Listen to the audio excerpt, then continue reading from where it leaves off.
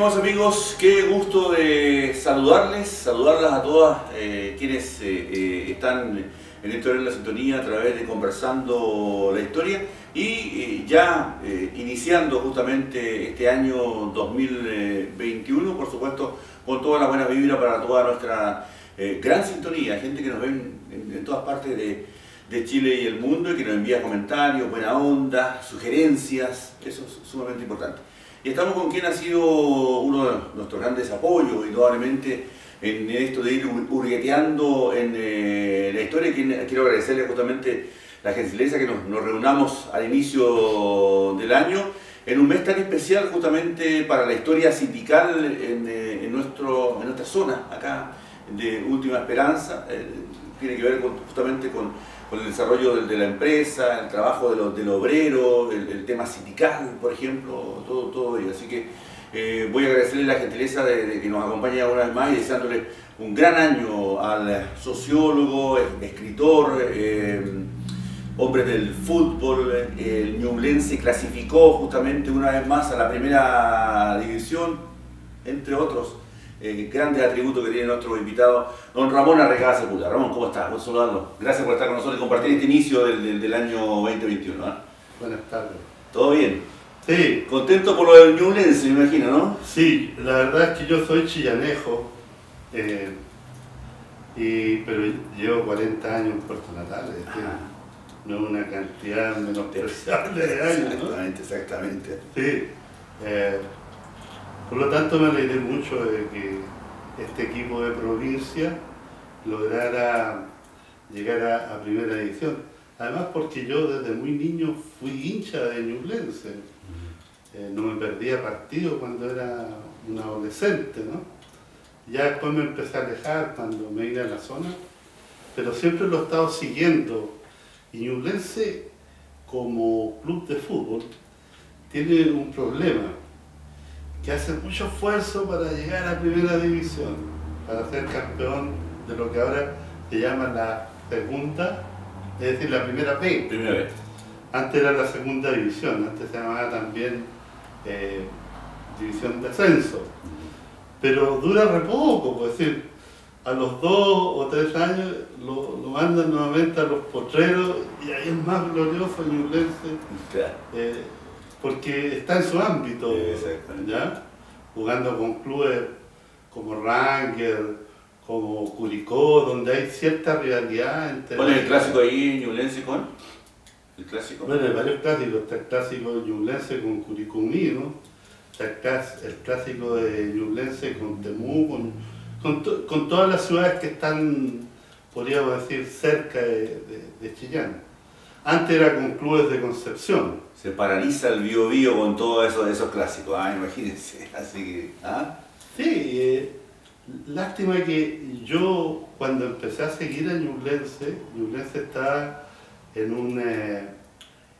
un campeonato que se jugaba con todos los equipos de la región del Biobío, donde está el Orcócrano, el Fernández Vial, el Caupolicán de Chihuayante, el Vipla del Irquén, estaba el Serrano de Tomé, estaba bien que tengo buena memoria, cómo me habría impactado todo eso. Estaba el Naval de Talcahuano. Eso le iba a decir Naval, igual aparecía por esa línea. Claro. Y dos equipos más o menos gloriosos en la zona de Concepción, claro, como eran los Cócranes. Los Cócranes es el equipo que tiene más seguidores en la zona de Concepción, tiene más seguidores que el Deportes Concepción. Y para qué hablar de la Universidad de Concepción, que prácticamente no tiene hinchas. Pues. Es decir, tiene hinchas los que somos exalumnos de la universidad, sentimos un cierto apego, pero no tiene esas barras grandes, así bulliciosas y peleadoras, como lo tiene el Fernández Vial. El Arturo Fernández Vial, exactamente, y el otro linajudo Vialino de corazón. Exactamente, el otro linajudo del Biobío, exactamente. Así que, imagínense, hemos conversado un poquito en este inicio del tema futbolero, esta pasión, este ADN que llevamos todos, tenemos nuestro corazoncito, indudablemente, dice que hay una alegría, indudablemente una alegría que le dio el 2020 a nuestro invitado con tertulio acá, don Ramón Arrecaza Sepúlveda, porque el 2020 no trajo muchas buenas nuevas, indudablemente, y esta fue una buena nueva. Vamos a lo nuestro, a lo que nos une, estimado. Un agregado a lo que hemos estado conversando. ¿Cuándo Magallanes va a participar en la segunda división? ¿O va a empezar en la tercera para continuar adelante hasta llegar a la primera B? Yo creo que Magallanes, la región de Magallanes tiene mérito. Antes era difícil, porque en la práctica había un avión a la semana, ¿no es cierto? 2 aviones a la semana. Pero ahora ya es mucho mejor. Claro, pero ahora con el tráfico aéreo que hay y lo barato que resulta viajar, ¿ya? La mayoría de los clubes en el norte del país se mueven en avión, antes se movían pero ahora se mueven en avión, por lo barato del pasaje. Mire qué buen llamado, y es un llamado que la hinchada, el dirigente, realmente... Creo que han habido esfuerzos. Sí, han habido esfuerzos. De hecho, se había planteado en alguna oportunidad que el estadio fiscal, el Rey Polidía, se modifique, sea techado eventualmente para recibir a los equipos que vienen de otras zonas del país. Exactamente. Sí, creo que una de las personas más interesadas en un tiempo fue el ex intendente Flie, que prendió en la idea y trató de impulsarla.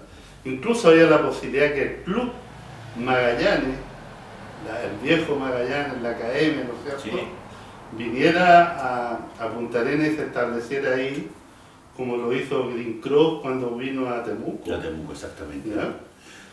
Es una muy buena alternativa, un muy buen momento para este llamado. Ahora se viene cambio de folio, de autoridades. ¿Por qué no pensar justamente proyectarse en el ámbito deportivo? ¿Te imaginas un clásico entre Puerto Montt y Punta Arenas en fútbol? No, sería impresionante. Sería glorioso. Como Ancud y Castro, en el clásico Chilote, exactamente. Sería partido no apto para cardiaco. Vamos a nuestro estimado Ramón, porque iniciamos este año 2021, enero siempre es una fecha que a muchos nos trae grandes recuerdos, el tema sindical, el tema de una comunidad de trabajadores que se resistió indudablemente a esto del latifundismo, entre otras situaciones ocurridas con el frigorífico Boris, pero queremos empezar un poquito antes con esta historia, estimado Ramón, ¿no?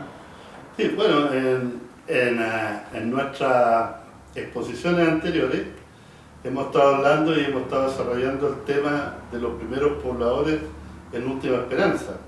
Y le dimos mucho énfasis a todo lo que llamamos el desalojo de los primeros pobladores en 1905, para retomar un poco, cuando son y se realizan en Santiago los remates de tierra, y donde pasan a rematarse alrededor de 400.000 hectáreas en la provincia de Última Esperanza.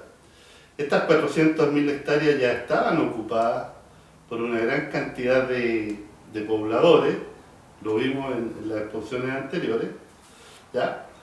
Y que gracias a su presencia fue posible que el 80% del territorio de Última Esperanza fuera asignado a Chile, ¿ya?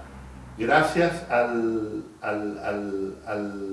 veredicto que entregó, ¿no es cierto?, el árbitro inglés cuando hubo que delimitar esta parte entre Chile y Argentina, que no estaba delimitada, gracias a la presencia y lo que vio el árbitro británico cuando vino a Última Esperanza y vio una gran cantidad de colonos pujantes, trabajadores. Bueno, no habían chilenos ahí entre esos colonos, ¿no es cierto? La mayoría eran extranjeros, alemanes, italianos y británicos. Y bueno, y la figura, podríamos decir, más relevante en todo este proceso de primera colonización, si tú te recuerdas, Víctor, hicimos mención en varias oportunidades al capitán Eberhard. Exactamente. No solamente como el fundador de Puerto Natales, sino también como una persona que se negó nunca quiso venderle al explotador de Tierra del Fuego, y fue el único colono que quedó habitando en Última Esperanza. Entonces ya tenemos hecho esto, Sí, claro. 400.000 hectáreas entregadas en los remates de 1905 a la Sociedad Explotadora Tierra del Fuego, que con estas 400.000 hectáreas, ¿te acuerdas, Víctor? Llegamos aproximadamente a 3 millones de hectáreas asignadas a esta empresa, cuyos capitales estaban conformados por ganaderos tan importantes como Brown, Sara Brown, ¿ya? Mauricio Brown, Menéndez y todos los grandes ganaderos que conocimos de esa época, de esa etapa. La Patagonia era de ellos prácticamente. Claro. Y a la Tierra del vez, Fuego, todo eso.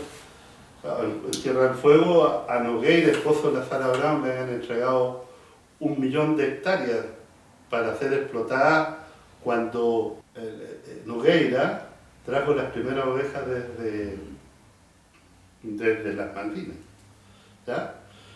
Entonces, tenemos esta característica. Yo por eso, en el libro que edité, que se llama La rebelión de los tirapiedras, Puerto Natales, año 1919, hago una recapitulación y un recuento de lo que fue la sociedad natalina, ya a partir de estos remates, y de cómo posteriormente se fue constituyendo el gran latifundio, la gran empresa capitalista de la tierra, que empezó a traer ovejas desde las Malvinas, ¿ya? Y desde la parte septentrional y central de la región de Magallanes. Y eso le permitió posteriormente ir adaptándose e ir proyectando lo que serían la tarea de los frigoríficos, fundamentalmente la construcción del frigorífico Bories. ¿Ah? El frigorífico Bories parte en el año 1915. ¿Ya? Natales es una ciudad muy pequeñita. No nos olvidemos que el decreto de fundación de Puerto Natales recién apareció en el gobierno de Manuel Barro Luco. Ahí se dictó el decreto en el año 1911. 11, exactamente. ¿Y cómo era la comunidad pequeña, la sociedad, gente ligada al tema ganadero, trabajadores? Bueno, algo estuvo relatando acá con mucha sapiencia, porque se ha dedicado a estudiar mucho esto, nuestro amigo Danilo Álvarez, Nelson Danilo Álvarez. Exactamente. Que está preocupado mucho de esta parte, de la parte del poblamiento y de la parte del desarrollo urbano de Puerto Natales. Puerto Natales, en un primer momento, el poblamiento de Puerto Natales se daba en función de una parte acotada de manzanas que llegaba ya por Filipi hasta Blanco Encalada, bajaba por la calle Bulnes hasta llegar al mar, ¿no? Y posteriormente pues, fueron apareciendo eso. El desarrollo urbano de Puerto Natales también es interesante, porque no nos olvidemos que cuando se iniciaban las labores agrícolas, las labores ganaderas en Última Esperanza, en Puerto Natales, ¿ya? Se traía obreros desde la zona de Puerto Montt. Ahí se enganchaban aquellas personas que realizaban los trabajos, podríamos decir, más fundamentales, más elementales, como podría ser, por ejemplo, el cuidado del ganado, podría ser también todo lo que era la matanza de ganado en el frigorífico, ¿ya? Y la otra parte, como ya había un desarrollo industrial, porque eso es importante. El frigorífico Bories, al ser instalado, viene y trae una fuerte intervención industrial. Esa es una industria, ¿ya? Donde hay procesos, y todos esos procesos indican un cierto grado, podríamos decir, de complejidad. Las personas que venían a trabajar en toda esta parte de hibernación, en esta parte de congelamiento, hay que traerlos del norte, incluso de Europa, ¿ya? La otra gente que viene a trabajar en toda la parte electromecánica, en las maquinarias y en todo lo demás, viene de la zona central del país. Son, podríamos decir, reclutados en las zonas de Concepción. ¿Eh?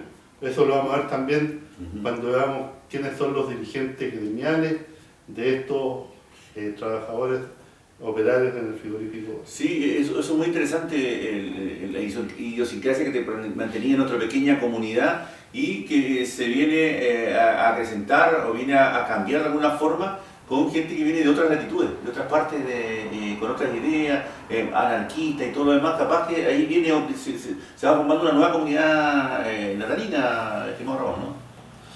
Bueno, yo lo que siempre insisto y tiene que quedar muy claro, la Sociedad Explotadora Tierra del Fuego no era partidaria de erradicar familias en Puerto Natales. Eso que quede claro, ¿eh? Ellos enganchaban gente en Octubre, en Chiloé, en Castro, en todas las ciudades del archipiélago y los traían a trabajar a Natales, pero terminaban la faena de Esquila, la faena de Matanza, la faena de embarque de los productos que iban a Europa desde acá, esa gente regresaba toda a Puerto Montt, es decir, a su ciudad de origen. Iba rotando, no lo dejaba establecido acá. No, es decir, y las condiciones, podríamos decir, de alojamiento no eran de las mejores, pues decir, tenían una serie de problemas. En ese tiempo eran muy comunes lo que se llamaban las residencias obreras, es decir, eran casas particulares donde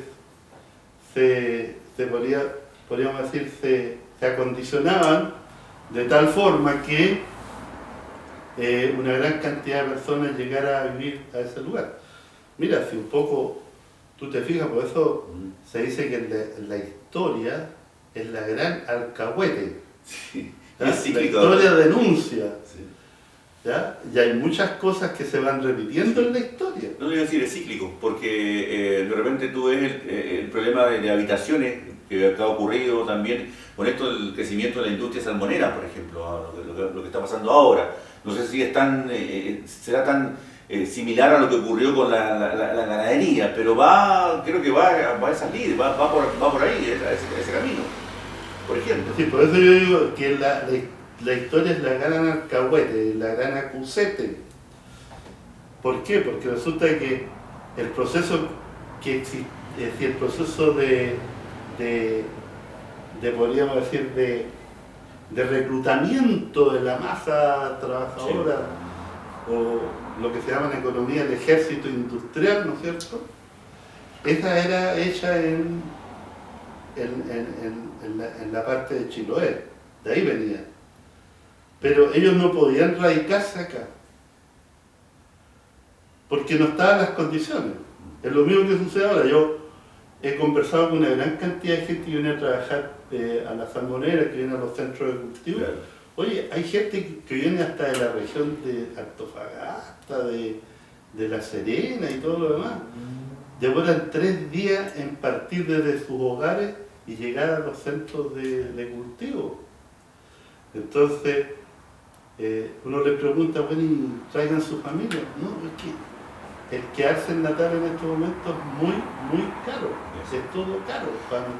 De hecho, una de las situaciones que provocó los lamentables hechos del 19, que ya están en los 102 años exactamente, era el tema de la habitación, el tema de las condiciones en que ellos estaban habitando. Una de las que claro detonó el tema. Si tú analizas el pliego de peticiones del año 1919 de los obreros acá, era en primer lugar que el precio de los pasajes eran demasiado caros. ¿Por qué? Porque había una sola empresa naviera que era Brown y Blanchard. Y cobrando lo que quería. Y trabajaba a mano a como ellos querían. En segundo lugar, ellos estaban exigiendo que se rebajara el valor de las habitaciones obreras en un 30%. Y en tercer lugar, el valor de los artículos de consumo. También era importante para ellos. En el caso de los artículos de consumo, habían grandes almacenes que se llamaban Brown y Blanchard, que eran abastecidos por esta empresa, pero también habían muchos otros negocios que un poco trabajaban en el mismo rubro. Estaba, por ejemplo, los almacenes de Stubenrauch, que es un personaje bien interesante que es bueno analizar, una persona que llegó desde Alemania, pero con ideas muy creativas. Estaba él con un negocio más o menos de importancia, y después venían otros negocios, pero que cumplían este mismo objetivo. Ahora, a los obreros cuando se les pagaba con cheques del Banco de Londres. Y esos cheques había que cambiarlo, digamos, en el Banco de Londres. Banco que no existía en Puerto Natales, sino que tenían que ir a Punta Arenas a cambiar los cheques. Y por supuesto que eso daba lugar a que aparecieran todos los usureros, ¿no es cierto? Y gente de esa calaña y a facilitar el trámite. ¿Entiendes? Entonces, lo que sucede posteriormente al año 1920 es que hay obreros que comienzan a quedarse en Puerto Natales. Después de la revuelta. Después de la revuelta, ¿ya? Podríamos decir, la sociedad explotadora suelta un poco el control, ¿no es cierto? Y ve que es peligroso. ¿Se dio un poco la sociedad? ¿Se dio un poco con esa petición? Claro. Después de todo esto masacre que hubo exactamente? Bueno, es que no fue masacre, fue un enfrentamiento. Claro. Tú no puedes decir aquí, los obreros estaban sin armamento, estaban claro. Se armaron los obreros. Claro. como blancas palomas sin nada. Ellos también estaban armados. Por eso murieron 4 carabineros y murieron 6 operarios en los enfrentamientos del 23 de enero de 1919, en el frigorífico y acá en Puerto Natales. Ahora, yo te digo, hay otras condicionantes que son también importantes de considerar. El trabajo el trabajo de quienes laboraban en la ganadería en Magallanes y en la República Argentina, ¿ya? En los territorios, podríamos decir, límites con Chile, ¿ya? Era un trabajo, podríamos decir, que tenía un cierto grado de, digamos, no de sujeción a la tierra como existían en los campos de la zona central de Chile. En la zona central de Chile, hasta mediados del siglo pasado, ¿ya? Existía en la propiedad de la tierra un feudalismo desatado. Es decir, en los años 1900, los trabajadores de la tierra en los campos de la zona central de Chile eran verdaderos siervos de la gleba o siervos de la tierra, ¿ah? Donde el dueño, el patrón, vendía el fundo, ¿no es cierto? Con todo. Y lo vendía con todo, con animales, con casas, y también vendía, seguían en la venta los inquilinos. Acá el trabajador de la tierra, el trabajador de campo y frigorífico, tenía sus asociaciones gremiales, tenía sus sindicatos. ¿Por qué? Porque hay un manejo, podríamos decir, con la visión de los dueños del capital, pero traídos desde Europa. No. Fundamentalmente porque la Sociedad Explotadora Tierra del Fuego tenía un socio mayorista que era Duncan Fox, ¿no es cierto? Él era como el que tenía la mayor cantidad de las lucas de toda la sociedad. Claro, tenía la mayoría de las acciones. Entonces, por eso el trabajador acá de los campos, de los frigoríficos, después logró tener mejores condiciones de habitabilidad y de vida misma. Y como te digo, después la sociedad explotadora empezó a ceder un poco. Pero también no nos olvidemos que estamos desde el año 1914, estamos viviendo la Primera Guerra Mundial. Vamos a llegar a eso, estimado Ramón, vamos a llegar a eso. Qué interesante, ¿eh? Vamos aprendiendo con cada historia que allí vamos concatenando justamente con nuestro invitado a través de las pantallas de Conversando la Historia. Vamos a una pausa y ya retornamos con los amigos.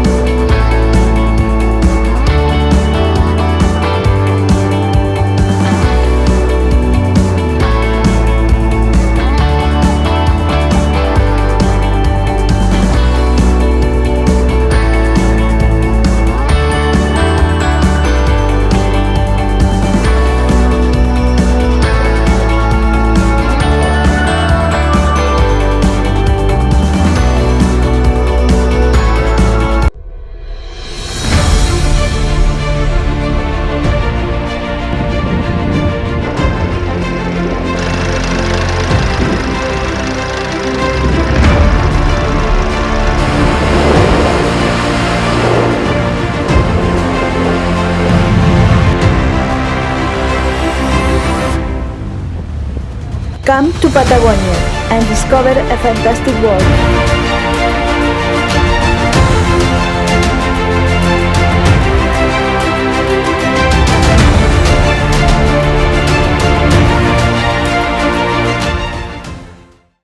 Roda Austral. En Puerto Natales atendemos las necesidades de las empresas de la región y público en general. Abordamos diversos ámbitos: automotriz, industrial y agrícola. En Roda Austral somos especialistas en rodamientos y retenes con una amplia variedad de las principales marcas del mercado, tales como Timken, NSK, SKF, Goyo, SNR, MBS, Rollwide. Variedad en correas de todo tipo y medidas. Debido a la contingencia sanitaria, sanitizamos una vez por semana para que usted esté seguro en nuestras dependencias. En Roda Austral les invitamos a cuidarse y cumplir con todas las normas sanitarias. Roda Austral. Superfruit en Bulnes 832 somos 100% natalinos. Recuerde que nos preocupamos de su salud y aplicamos todos los protocolos en esta pandemia dentro de nuestro establecimiento para que usted se encuentre seguro. Todas las semanas traemos carga del norte del país vía aérea, marítima y terrestre. Utilice nuestro servicio de delivery, donde usted puede realizar sus pedidos en nuestros fonos fijos, vía WhatsApp y escribiendo a nuestro correo superfruit@hotmail.com. Superfruit es economía para su hogar. Les pedimos que se cuide y juntos superaremos esta pandemia. Somos 100% natalinos.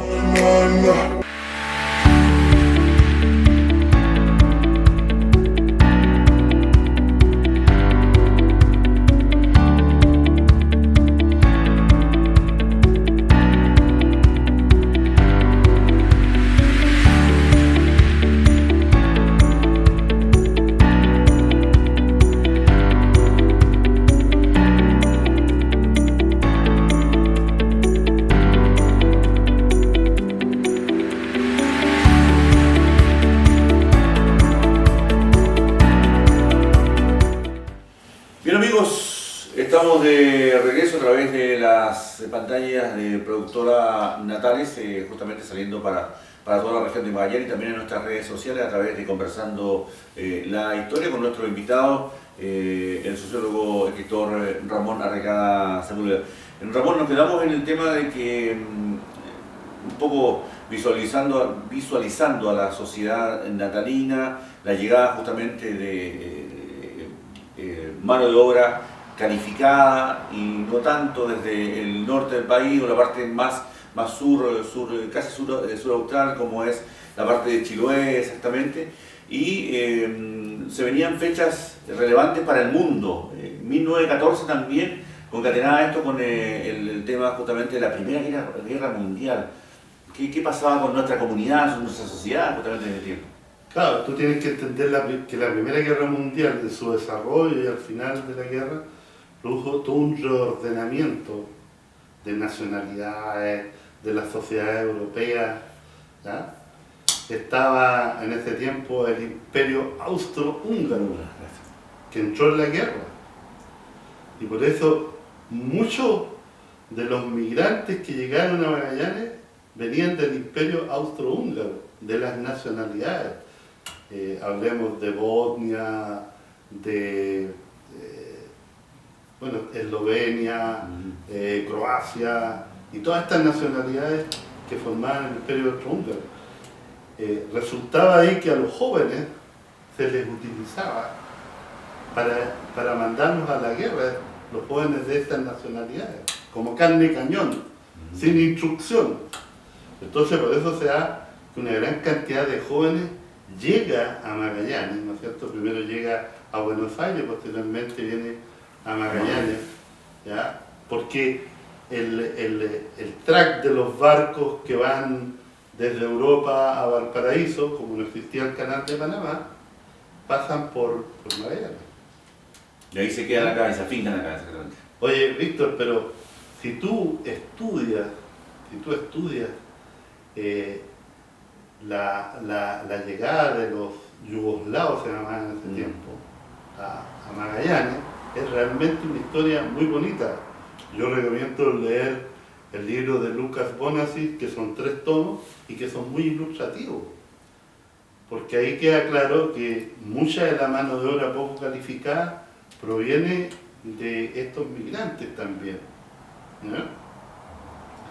Y el otro que también expulsa una gran cantidad de gente es el Imperio Turco, ¿ya? Con una gran cantidad de migrantes a Natales. Los primeros comerciantes que llegaron fueron todos comerciantes que provenían de países que estaban avasallados por el Imperio Turco, ¿ya? Fundamentalmente sirios y palestinos.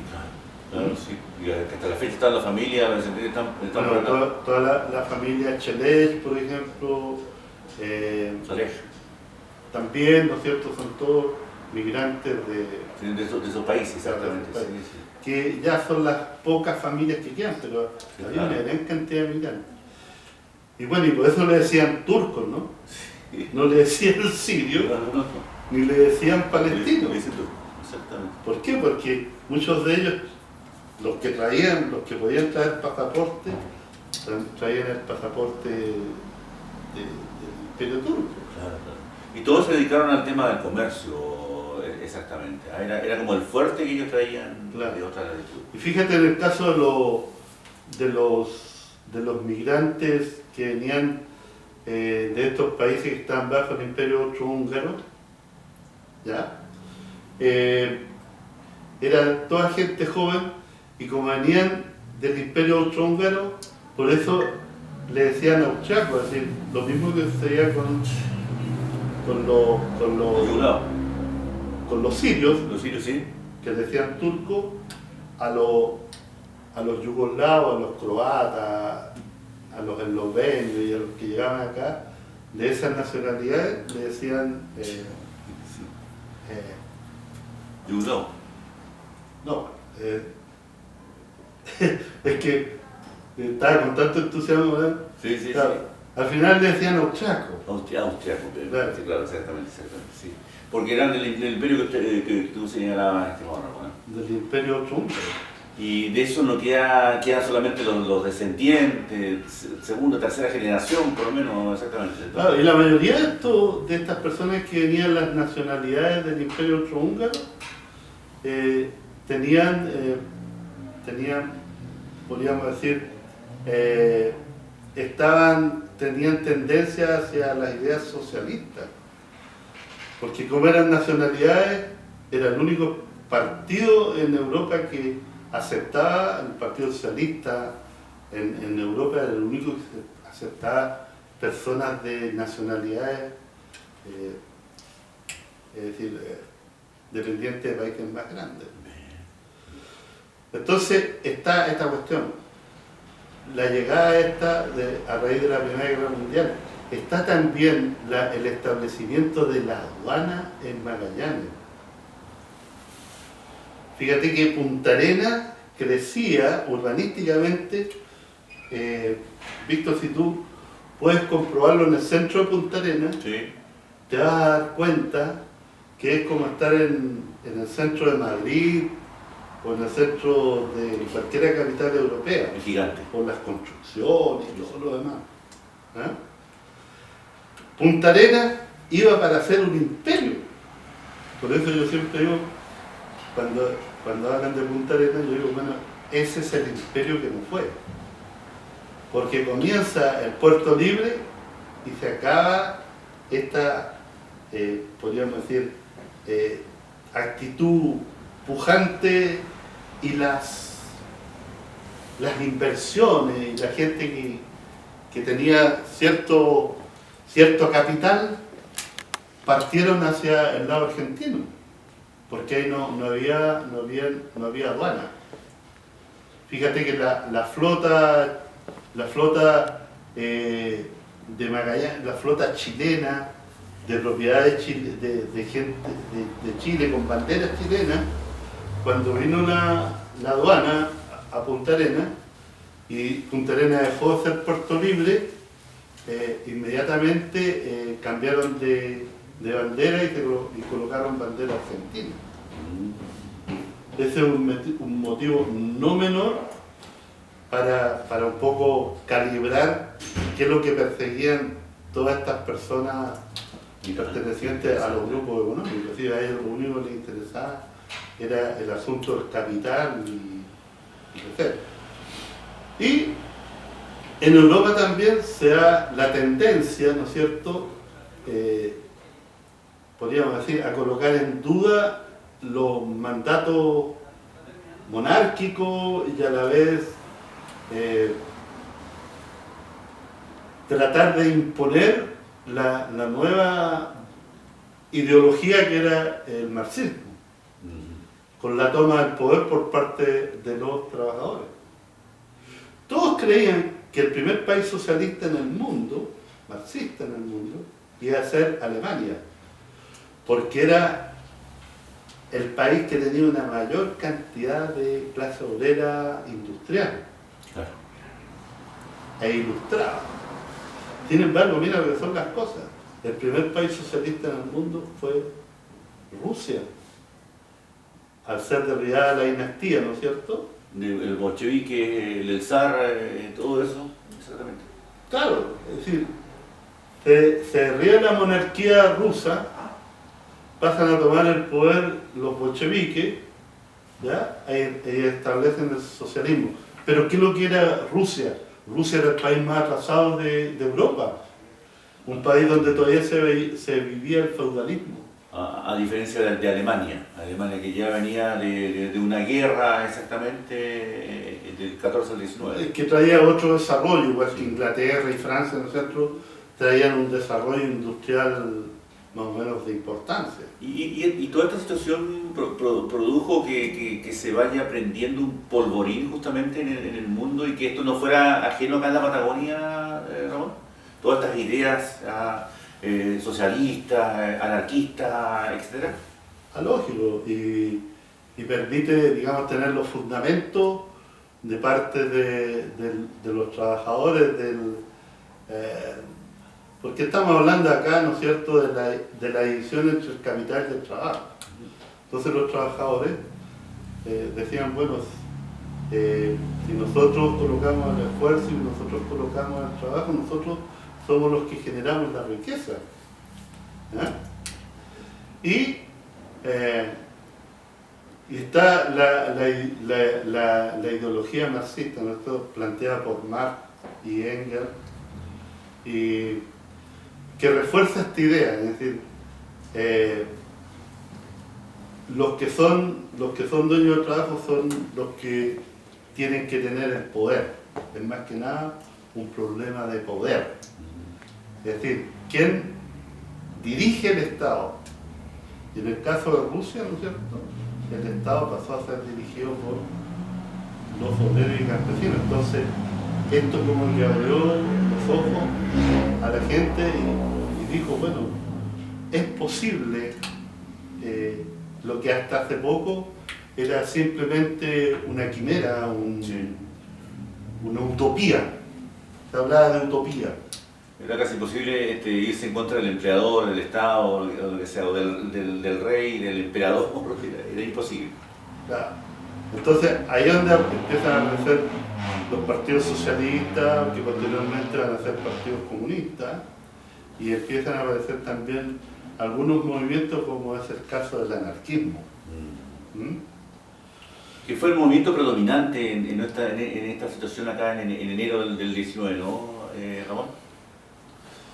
Yo he estudiado bastante esta cuestión, es decir, sobre todo desde el punto de vista de las ideologías de la época. Me he leído el diario El Socialista, que es el diario del Partido Socialista de Magallanes, me lo he leído de punta a cabo. Y la verdad es que nunca se plantea esta rivalidad entre, o este destacar y decir este tipo es socialista y este otro tipo es anarquista. Ya. Como en otras partes del mundo, donde anarquistas y comunistas fueron enemigos terribles, ¿ya? Como en la Guerra Civil Española, por ejemplo, donde los anarquistas mataban a los comunistas y los comunistas mataban a los anarquistas. Hasta la fecha no se llevan mucho, parece, ¿no? De lejito, ¿no? Ah, por supuesto que sí, porque en el caso del anarquismo hay la idea del sacrificio individual, ¿ya? Y en el caso del Partido Comunista o la idea socialista, habla de la clase obrera como clase organizada. No, es decir, los acontecimientos que van a cambiar la humanidad no dependen del sacrificio individual o de un grupo de iluminados que plantea la revolución. Va a ser producto, ¿no es cierto? Pero nos estamos yendo muy lejos. Sí. Vamos a la última esperanza. Sí, volvemos a la última esperanza. Sí. En el año 1916 hay una gran huelga en toda la región de Magallanes. Esa gran huelga llega a convocar alrededor de 3.000 trabajadores operarios de la tierra en pleno periodo de la ganadería, que es en diciembre, ¿ya? Empieza esa huelga y todos los trabajadores de los campos y frigoríficos se concentran en Punta Arenas. Y ahí la Federación Obrera de Magallanes, para que tú veas el poder que tenían las asociaciones obreras, llega a mantener alrededor de 2.000 trabajadores en Punta Arenas durante un mes, dándoles rancho y comida. Es decir, dándole comida y alojamiento. Alojamiento, claro. Eso significa que era poderoso. Y cuando a los tipos le preguntan, ¿ustedes terminaron la huelga porque no les daba mal los dineros para sustentar? No, le dicen los dirigentes, podríamos habernos mantenido un mes más. Es el poder que tienen la Federación Obrera y los sindicatos que la conforman. Y la credibilidad que ellos tenían frente a sus sindicatos, a los trabajadores, para reunir esa cantidad de gente y todo eso. Claro, aquí en Natales van alrededor de 500 personas a Punta Arenas. En mi libro yo relato la partida de estos trabajadores, ¿no es cierto?, que van a Punta Arenas, ¿ya?, y atraviesan la frontera con Argentina, porque en ese tiempo no había camino hacia Punta Arenas. Y tuvieras, Víctor, es decir, tú llegas a la conclusión que este es uno de los acontecimientos más especiales y más emotivos que existen en la historia de Puerto Natales, porque son 500 personas que van desde Natales a Punta Arenas a apoyar el paro. Sí, felizmente la Federación Obrera envía alrededor de 200 caballares desde Punta Arenas para, podríamos decir, para que este grupo tan compacto de gente pudiera llegar a Punta Arenas. Sí. Le mandaron un refuerzo, o sea, transporte, claro, para que ellos se puedan... Claro, pero el transporte llegó recién a Morro Chico. En Morro Chico empezaban a hacerse postas. Esa es la huelga de 1916, en diciembre de 1916. Mira qué importante ese movimiento, exactamente. Ya hay unas crónicas muy bonitas donde hablan de cuando ingresan a Punta Arenas, ¿ya? Me imagino ahí por la avenida Bulnes, que en ese tiempo no era ciudadanía, ¿ya? Ingresa este grupo compacto de trabajadores a caballo, ¿no es cierto?, alrededor de 200, podríamos decir, afiliados a la federación, a caballo a Punta Arenas, y realmente fue emocionante. Fíjate que estuvieron un mes en Punta Arenas todos estos trabajadores y no se produjo ni un incidente, ni un incidente. ¿Y consiguieron algo así? Claro, consiguieron, esta fue la primera gran negociación colectiva que tuvo la explotadora. Pero qué presión, con 3.000 personas en Punta Arenas, imagínense, ahí estaba la sede de la explotadora, por ejemplo, excepcional. Sí. Bueno, hablemos un poco de lo que sucedió en el año 1919 en Puerto Natales. Vamos a hacer eso, vamos a hacer una pausa, amigos, porque está muy interesante esto. Ahora nos vamos a lo ocurrido. El año 1919 ya relataba ahí Ramón exactamente lo que ocurrió con esta huelga del 16, que no debe tener a nadie en la historia, por lo menos en esa historia, inicio justamente del siglo. Vamos a una pausa y ya retornamos.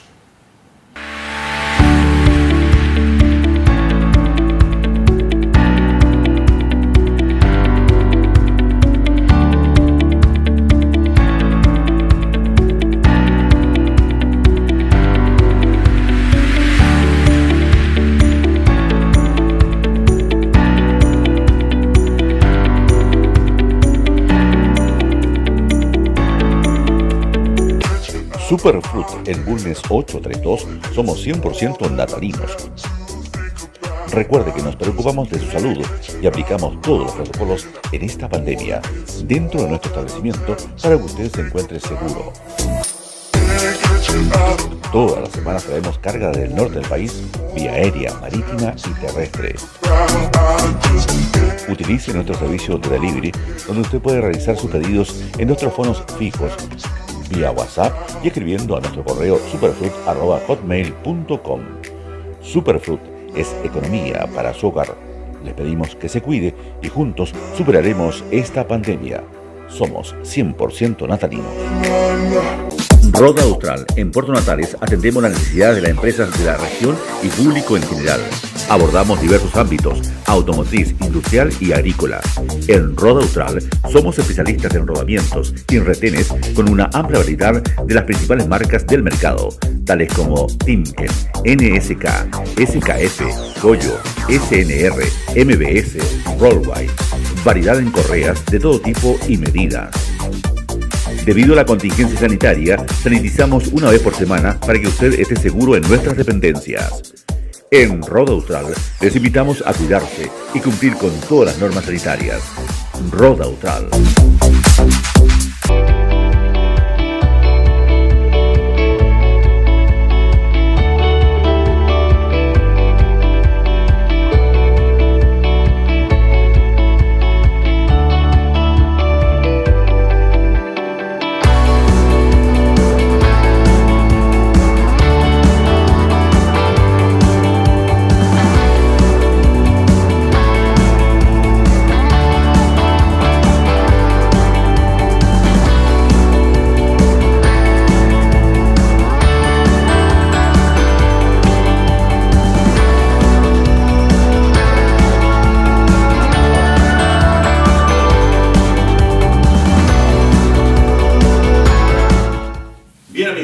estamos de regreso y ahora la máquina del tiempo y la máquina de televisión y de las comunicaciones nos lleva justamente en este periplo donde hemos ido itinerando por Primera Guerra Mundial, por el tema del latifundismo, la huelga del 16.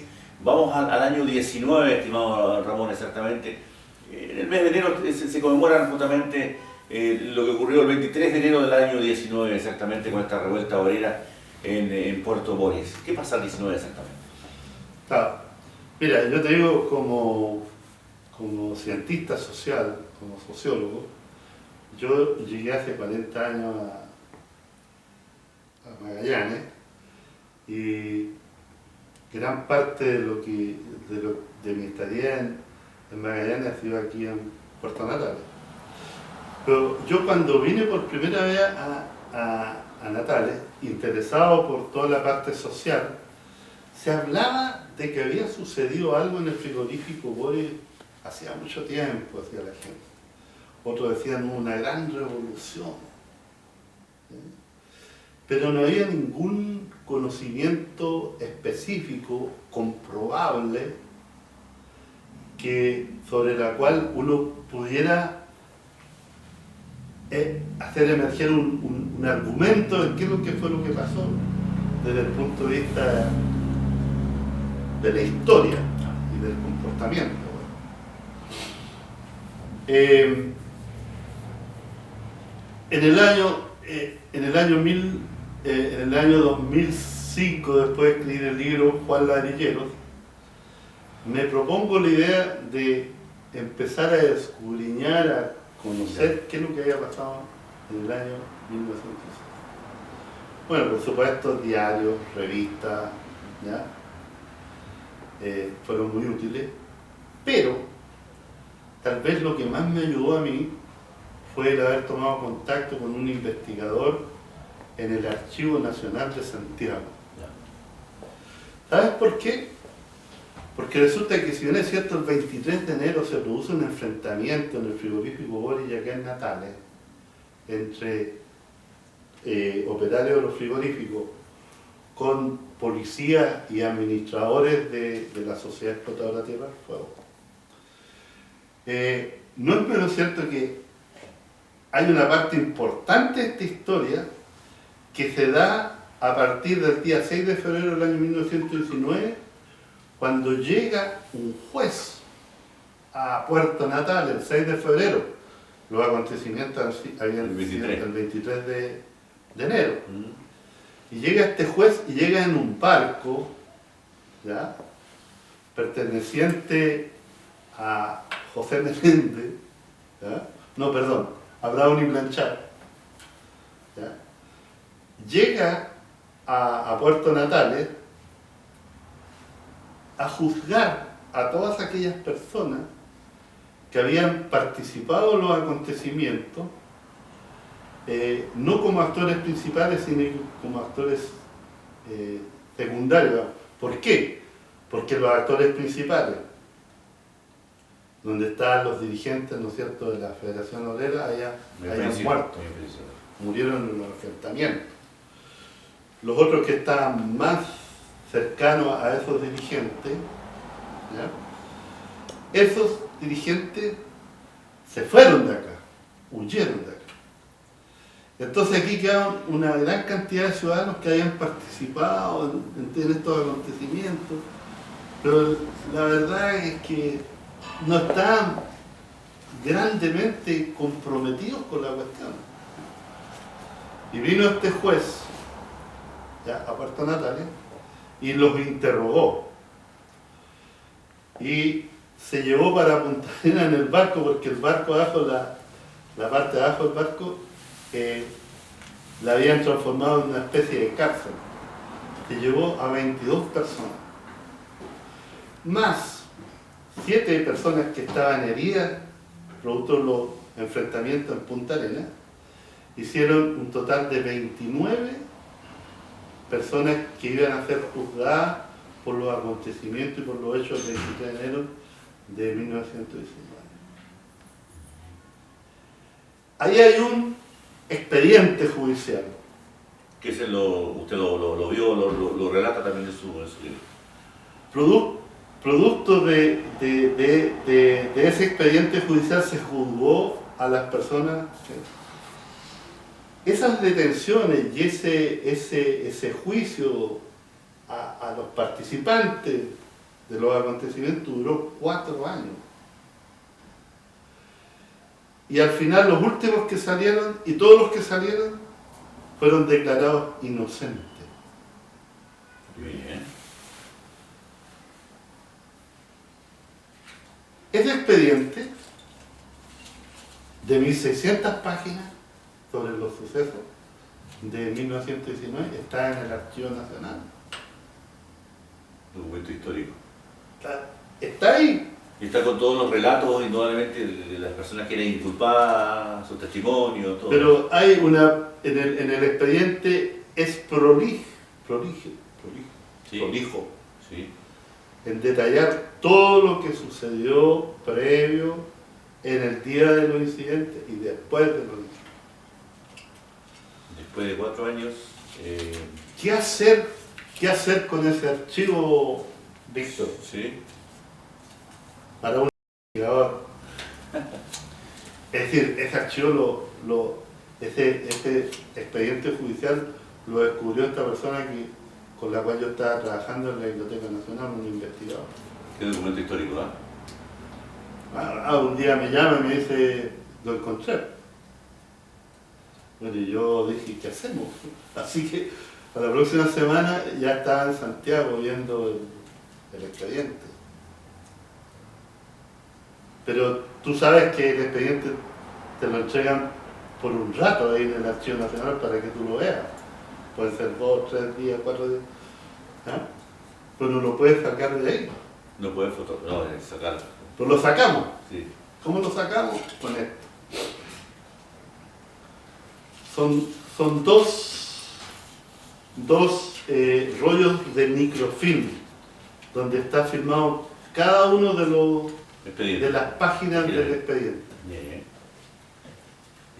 Son 2, porque son 1600 páginas, 800 páginas en cada uno. Con testimonios, con investigación, los 4 años y resolución. Declaración de toda la gente, los testigos, todo. Por ambos bandos, me imagino, igual la parte. Claro, había gente que decía este tipo fue un demonio los días en el asalto, por ejemplo, a los almacenes Brown y Blanchard, que fueron vueltos cenizas esos días y que estaban ubicados donde está el muelle viejo de acá, ¿no? Sí. Ahí está la oficina de turismo, ahí están los almacenes Brown y Blanchard. Este día se desquitaron con los almacenes Brown y Blanchard porque atribuían los altos precios de los pasajes, el alto precio de las mercaderías, lo que tal. Qué increíble por el tema ese que ustedes señalaban, los altos, altos precios de los pasajes, la mercadería, todo eso. Y yo me iba imaginando, decía, también la colusión se dio a inicios de siglo, imagínense, seguramente se ponían de acuerdo en cuanto a estos precios y vamos jodiendo al pequeño obrero en este caso. Se daba en todas partes se coleccionaba. Oye, si tú estudias la historia de Magallanes y la historia de los poblamientos y de la apropiación de la tierra en Magallanes, te vas a dar cuenta que los coludidos de esos años eran peores que los de ahora. Sí. ¿Ah? Cuando hablamos en un principio en unos programas del tema de la tierra, ya se usaban los palos blancos en el tema de la tierra, esto de la tanta hectárea de última esperanza, todo eso, ya había gente que estaba transando como palo blanco. Pero si llegaron como moscas después cuando empezaron a hijuelizar la provincia de Santa Cruz en Argentina, los mismos que estaban acá, se fueron para allá. No es que eso sea no es que sea de ahora, sino que ha sido siempre. Es que es intrínseco al hombre. Oh, es que terrible, es terrible. La agresión y el egoísmo son intrínsecos al hombre. La rebelión de los tirapiedras, amigos, amigas, usted también lo puede ver allí y palpar toda esta investigación, lo que ha hecho justamente nuestro contertulio acá, el investigador, justamente sociólogo, escritor Ramón Arragá Sepúlveda, y ahí está parte de ese expediente, son 1600 páginas que las pudo reducir indudablemente para sacar algunos de los principales hechos que daban a conocer indudablemente la gente, Ramón. Así que es importante que esa rebelión de los Tirapiedras no se lo pierda la gente porque es sumamente interesante. Bueno, el gran hecho histórico, yo diría, la última esperanza. Y desde el punto de vista de lo que son sus habitantes, el establecimiento de pobladores en esta parte de Chile donde cuesta tanto poblar. Sí. ¿Ah? Hasta la fecha, no es sencillo. Claro, y si tú ves, y finalmente, teniendo estos antecedentes, fíjate, lo que es vivir en regiones para los investigadores. Yo dije, me voy a llevar los microfilm Ahí está el microfilm a Magallanes. En Magallanes voy a poder ir al Instituto de la Patagonia y leer estos microfilm y generar el libro que yo quiero y entregar a la gente lo que... En Magallanes no hay ningún lector de microfilm. Con eso te digo todo. Cuando a mí me tocó, Víctor, ir a investigar a Puerto Deseado, porque andábamos a la figa de Mr. Wood, ¿ah? No, a la figa del administrador del frigorífico. Cuando andábamos a la figa de él, fuimos a Puerto Deseado, a la biblioteca de Puerto Deseado. 2 lectores de microfilm tenía la biblioteca de Puerto Deseado. 2. En Magallanes, yo no sé si los últimos años lo habrán traído, pero cuando yo quise leer estos microfilm, no había lectores de microfilm. ¿Y tuvo que leerlo en la Argentina o fue al norte a...? No. Hicimos un invento. Yo en ese sentido voy a agradecer mucho siempre a José Luis Boyarzún. Pelucho. ¿Cómo le dices? Pelucho le decimos los amigos ahí. Porque él, fíjate que se dio el trabajo de proyectar estos microfilm en un data, así, ¿no? ¿Proyector? No, lo proyectó en un telón y le fue sacando fotos uno a uno. Qué impresionante, ¿no? Y llegó un día y me dijo, profesor, acá está el disquete con todo el proceso. José Luis sería un muy buen invitado también acá para hablar un poco de historia natural, todo eso. Yo se lo tengo que agradecer. Claro, y agradecer a otra gente, por ejemplo a Nelson Danilo Álvarez también me ayudó mucho. Nelson Danilo se metió a investigar en la biblioteca naval de Valparaíso y encontró una revista Zigzag que está dedicada a los hechos de Puerto Natales del año 1919, una gran cantidad de fotos que están en el libro. Fue el gran acontecimiento, ya lo señalaba Ramón, esto de la revuelta obrera del 19, fue el gran acontecimiento que hizo el despertar sindical en el país, lo del 23 de enero. Yo no diría tanto eso, ¿no? Porque estaba la Patagonia. No te olvides tú que en Chile ya existía un fuerte movimiento sindical en la zona del Salitre. Del Salitre, exacto. En la zona norte de Chile, ¿ya? No te olvides tú en la matanza de la Escuela Santa María. Exactamente. Fue antes. Pero en la Patagonia fue el movimiento indudablemente que hizo un despertar, ¿sí? En la Patagonia yo diría que sí, que... Porque después vendría la masacre de la Federación Obrera, ¿cierto? Los acontecimientos de Puerto Natales, podríamos decir, son el primer aviso de que algo no andaba bien. Así como el estallido, como se dice ahora, el estallido social. Sí. Fue el primer estallido social, en la Patagonia. En la Patagonia, exactamente. Y posteriormente vino una especie de revancha, no lo neguemos, históricamente es una revancha, lo que sucedió con la quema de la Federación Obrera de Magallanes en Punta Arenas, el 27 de julio del año 1920, ¿no? Estamos, amigos, ya llegando al final de esta programación, realmente muy interesante, como siempre, esta conversación con Ramón Arregada Sepúlveda, sociólogo, escritor, investigador, justamente, hablamos hasta de fútbol en este inicio, así que esta no va a ser la primera ni la última vez que vamos a estar en contacto, porque vamos a seguir analizando indudablemente lo que nos está en nuestra rica historia acá en la provincia de Última Esperanza. Ramón, solamente agradecerle la gentileza como siempre y no sé si desea puntualizar algo más. No, agradecerte a ti el interés que pones en todos los temas. Para mí realmente es un agrado que tú me entrevistes porque denota que existe este espíritu por saber más cosas de la historia que generalmente no se le difunde. No. Y sabe usted que uno va aprendiendo con cada programación, con todos los invitados, con usted, con Danilo, el otro día con Coco, entre otros que me recuerdo en este instante, Coco Díaz. No, es genial, uno va aprendiendo y eso también nuestra gente, nuestro público lo ha agradecido en todas partes. Yo te miro, te veo a tus entrevistados, me parece genial y la verdad que yo le agradezco a toda esa gente que nos ha apoyado, Ramón, así como usted. Te agradezco y te digo que estás haciendo una muy buena labor. Perfectamente. Los programas estos valen más que 10 libros. Exactamente. Y no, bueno, hay época de candidatura y todo eso, pero no estamos candidatos para nada exactamente, pero estamos contribuyendo al acervo cultural, que eso es muy importante, dentro de nuestra modesta vereda, estimados amigos. Gracias a Ramón. Bueno, yo te digo una cosa, hay pocas ciudades en Chile del tamaño de Puerto Natales que puede contar una historia tan riquísima como la que estamos contando. Exactamente. ¿No? Gracias, Ramón, muy gentil. Ramón Arregada Sepúlveda, sociólogo, escritor, investigador, hombre también del fútbol, entre otras actividades, ha estado en diálogo a través de Conversando la Historia, que tendremos otra programación próximamente, así que les doy un abrazo a todos ustedes. Gracias, hasta siempre.